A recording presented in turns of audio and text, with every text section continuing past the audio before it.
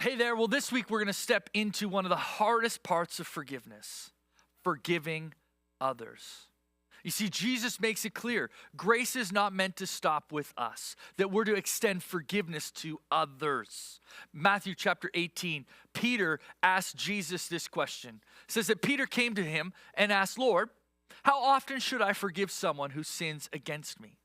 7 times? No. Not 7 times, Jesus replied, but 70 times 7. Now that's a lot of times. And Peter's trying to justify or make it sound like he's extending the point. And Jesus counters it to say, listen, you can't count the number of times. Don't try to make it a checklist that you did this, you're good. But instead, make it a lifestyle. Following this interaction, Jesus tells a parable about a servant that is forgiven an unpayable debt. But then he turns around and refuses to forgive someone who owes him something small. Here's the point. In all of this, it's powerful that when we realize how much God has forgiven us, we realize that we're called to forgive and extend forgiveness to others. Paul says in Colossians chapter 3, make allowances for each other's faults and forgive anyone who offends you. Remember, the Lord forgave you, so you must forgive others. Some translations say, bear with each other and forgive one another. Forgive as the Lord forgave you. That's a lot.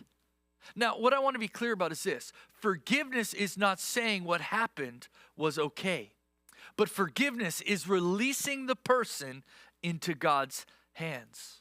Reconciliation may take time. Trust may need rebuilding. That's okay. But forgiveness is actually the first step for you towards freedom.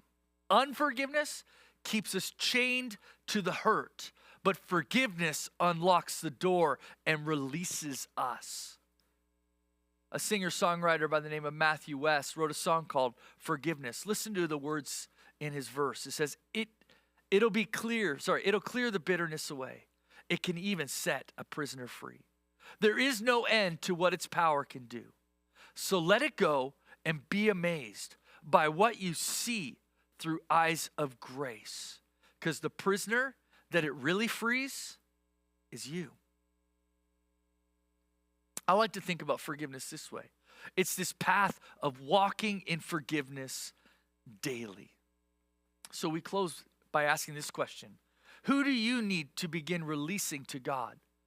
Who do you need to extend forgiveness to forgive others?